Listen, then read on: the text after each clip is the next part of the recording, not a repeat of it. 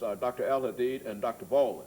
And of course, Dr. Baldwin, before we had our first commercial break, Dr. Al-Hadid talked about the differences, quote unquote, between Malcolm and Martin.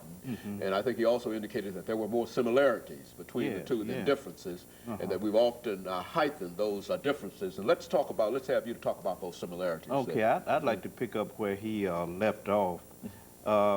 Malcolm and Martin are commonly viewed as leaders who stood on opposite extremes of the leadership spectrum. One author puts it, it's like two in a Manichaean contest, the forces of light against the forces of darkness. But as Dr. Al-Hadid said, we are trying to show that the two men complemented each other, that they corrected each other, that they were influenced by each other, that they received impelling moral, spiritual, and intellectual power from each other. They came together around a lot of issues, such as the issue of class toward the end of Malcolm's life, dealing with the issue of economic injustice and how that relates to racial injustice. They came together on the South Vietnam issue, American involvement in South Vietnam. They came together around the South African issue, South African apartheid. So we so often forget what they shared in terms of ideals because the images we get are of two men who were always in tension with one another and who was always standing on different ends of the spectrum. I think one scholar refers to Malcolm as King's ideological nemesis. And we get this kind of image, but we want to try and correct that, to show that if we bring about a creative synthesis of the insights and the ideals of both men, we can address a lot of problems in the contemporary world, such as religious bigotry and intolerance, racism, classism, economic injustice. I think both men spoke to these issues in similar ways. So there were many similarities despite the differences that we can point to. Now, if you were to take both these individuals and place them in society today, and you talked about post-September 11th, 2001, what would be, according to the way the two of you saw these individuals in your book, what would be your perception in reference to that? Certainly, from an Islamic point of view, Al-Hajj Malik al-Shabazz would be diametrically opposed to those incidents. Now, you make reference to Malcolm X as Al-Hajj Malik al-Shabazz. And I do that deliberately and intentionally because, as you know, he made the pilgrimage to Mecca and changed his name from Malcolm X to Malik al-Shabazz. And when you say Al-Hajj, it simply means that one who has made the pilgrimage. And so I like to think of him in that context because if you look at the surnames of all of his children, they're Shabazz. You look at the surname of his widow, who's now passed, who was also Betty Shabazz or Attila Shabazz, his daughter.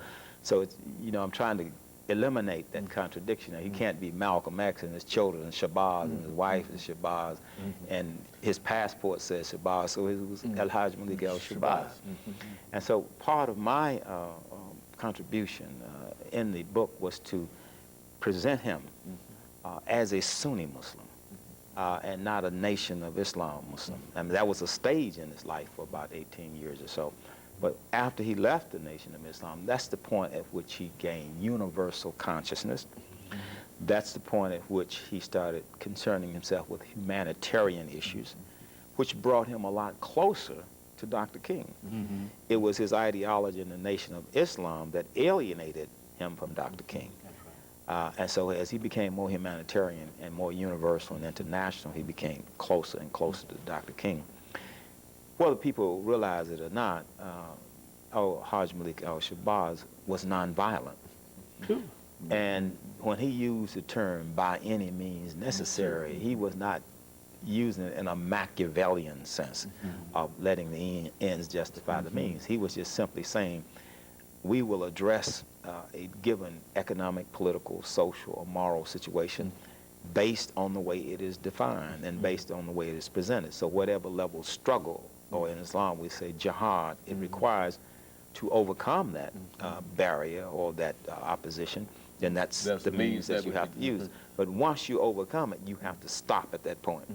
Because if you don't stop at that point, then you become an oppressor and you also become violent, which he was opposed to. And he only spoke of armed struggle in self-defense.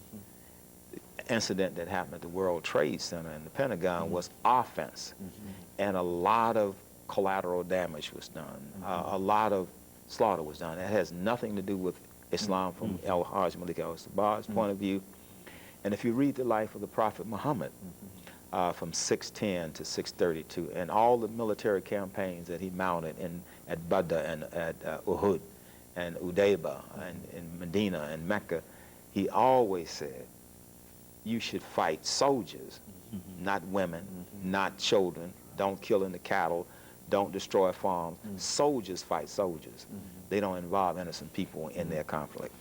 Dr. Baldwin, how would Dr. Martin Luther King see September 11th? Well, first of all, I agree wholeheartedly with what Dr. Al-Hadid said. I think both Malcolm and Martin would be very opposed to what happened.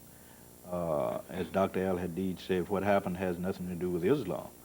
Obviously, Dr. King would have serious problems with it, with what happened. I also think he would have serious problems with the kind of response that the nation is implementing at this point.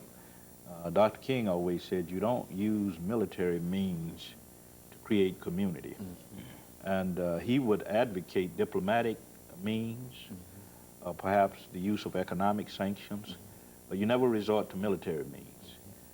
So I think he would have a problem with the whole scenario, the way the thing is working out, in terms of what happened at the Trade Center and the Pentagon, and also what is happening in terms of the U.S.